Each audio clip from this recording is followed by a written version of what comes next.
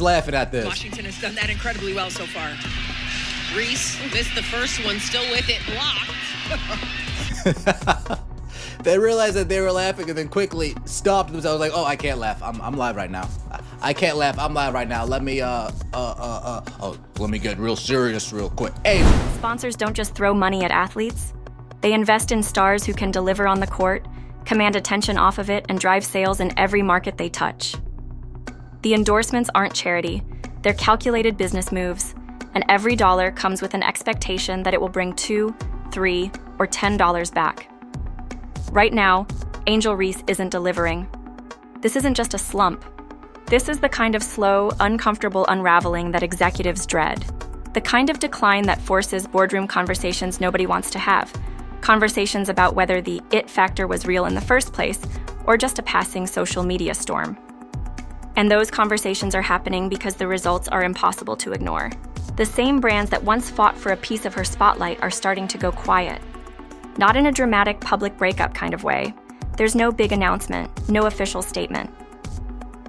Great ideas, wants to bring in talent to grow Reebok and have people wear it again because no one does. So one of his genius decisions was this. Fucking signing her, Angel Reese. If you don't know who she is, she's the queen of fish out of water going after a rebound that she shot herself and can't get in the net ever. She reminds me of a 3-year-old shooting on those little kids' nets and throwing the ball and just completely Just a slow, suffocating silence where there used to be excitement and momentum. And in sports, silence can be louder than any headline. The whispers have already started about her 2026 signature shoe deal with Reebok, the one that was supposed to be a bold revival for the brand. It's a deal that came with huge expectations, marketing campaigns, nationwide rollouts, even talk of a tour to promote it. But now, rumors suggest the brand is reassessing everything. When you've built your next big product launch around a player's name, you expect them to be unstoppable, not the punchline of the latest highlight reel fail. The story of how we got here isn't a simple one. It's not just about a single bad game or even a string of bad ones. This is about the collision between hype and hard reality, and what happens when the image an athlete projects starts to feel disconnected from what fans actually see on the court. Angel Reese is still making headlines, but not the kind you print and hang in your trophy room. Earlier this season, she turned what should have been a routine, no-drama putback into one of the most replayed bloopers of the year. She missed the first layup. Okay, happens to everyone. She missed the second, rough but still recoverable. She missed the third. And by then, the crowd's reaction had turned from anticipation to disbelief. Reese 100% has benefited from attaching herself to Caitlin Clark at every single turn. She used Caitlin Clark as promo. Now with Reebok, she's using.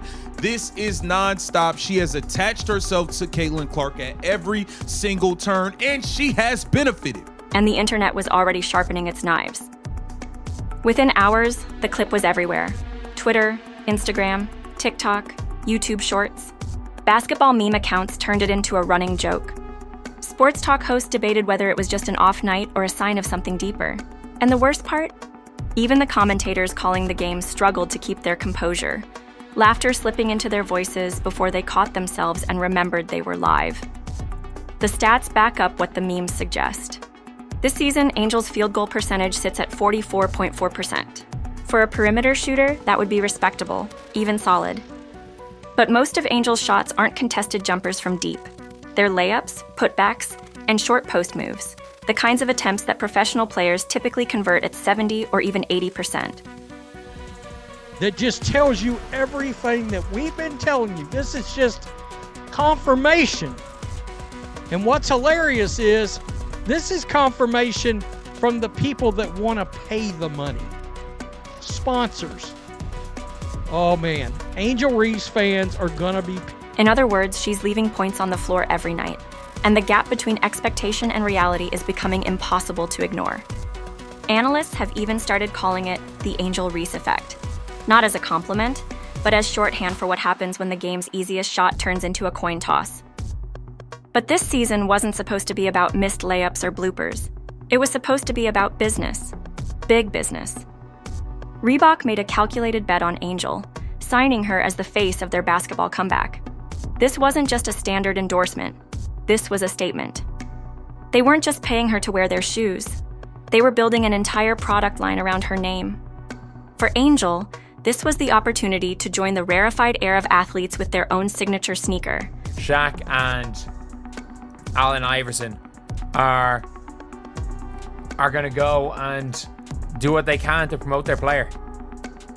Do what they can to promote their player. Like, even still here, like, you had the Angel Reese saying that she was, taking over Indiana, and there's about 15 fans there. And more than wearing Caitlin Clark merch than her merch. She pulls up with about 15 fans, and I'm like, take over, Angel, take over. This is her city now. And I'm like, and she's never won a game in Indiana. A club that includes legends. And she had a plan for how to unveil it. The debut wasn't going to be in a press conference or a random Tuesday night game. It was going to be at the WNBA All-Star Game, under the brightest lights the league could offer. And the location? Indianapolis. Why Indianapolis? Because that's where Caitlin Clark would be. That's where the real drama starts to creep in. Angel Reese and Caitlin Clark have history that stretches back to college, when LSU and Iowa clashed in a Final Four showdown that became one of the most talked about women's basketball games in years. Their rivalry wasn't just on the scoreboard. It was in the stares, the gestures, the interviews afterward. It was the kind of matchup that gets under your skin and stays there. They were supposed to face off against each other the other week.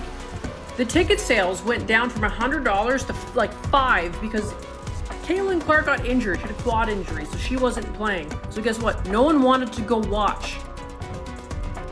And if you don't know Caitlin Clark, she's pretty much the GOAT of the WNBA and is the reason why people are watching. No one watches you, Angel Reese. No one watches you. The only thing that I enjoy watching is all the clips on TikTok of you just countlessly just missing every shot that you... By the time they both entered the WNBA, fans weren't just following their individual careers. They were tracking every interaction, every sidelong glance, every moment one outperformed the other. For Angel, launching her shoe in the same building, on the same weekend as Caitlin Clark, wasn't just business. It was a statement. A chance to show she was still the star to watch, still capable of commanding attention and owning the moment. But reality didn't match the plan. Angel's play leading up to the All-Star break was inconsistent. The missed layups were piling up. Her shooting numbers weren't climbing. And then came the whispers about an injury she downplayed at first, but that insiders say was affecting her mobility and confidence around the rim. In a league where every game matters and every moment is scrutinized, the timing couldn't have been worse. The All-Star Game weekend came and went, and while Caitlin Clark's performance and presence dominated the headlines, Angel's big shoe debut felt like a footnote. The buzz Reebok was banking on didn't materialize. Instead of being the talk of the weekend, the signature sneaker was quietly released, its marketing push drowned out by highlight reels and interviews from other players. From there, the season didn't get easier.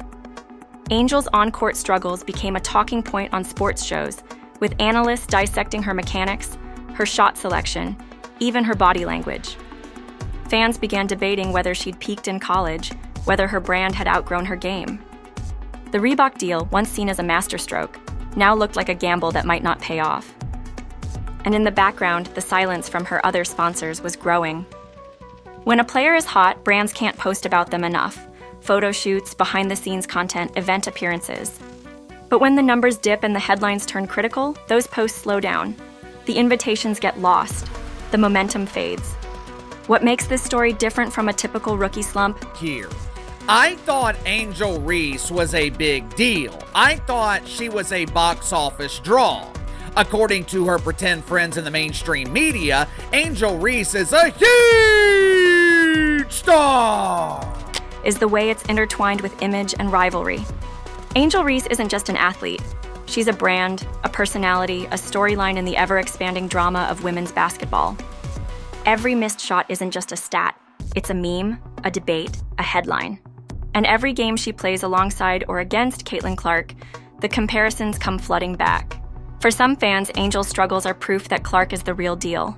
For others, they're a temporary setback for a player who thrives under pressure and has already proven she can rise when the stakes are highest. But for Reebok, and for every other brand with money tied to her name, assured him Clark coming to his organization would rake in cash hand over fist. But, quote, they didn't tell us the same thing about Angel Reese. She's not the draw, folks. I mean, I don't know how else to say it. Quote, I don't know if we can make that same offer. Cube initially sent the offer Clark's way when she was an Iowa Hawkeye. This isn't about fan loyalty or Twitter debates. It's about numbers, sales numbers, engagement numbers, viewership numbers. And right now, those numbers aren't trending in the right direction. The question now isn't whether Angel Reese can play at the highest level. She's already shown she can. Reese is not a good basketball player. I think I spoke too soon. At this point, I've come to realize that Angel Reese, the self-appointed most important player in the WNBA, is not a bad player. She may be the worst player. The question is whether she can adapt, evolve, and reclaim the narrative before it slips too far out of her control. Because in the business of sports, perception is reality, and once a storyline takes hold, it's hard to shake. If the conversation around her continues to focus on missed layups, declining percentages, and underwhelming debuts, it won't just be her stat line that suffers. The brands will keep retreating, the deals will keep shrinking, and the silence will keep getting louder.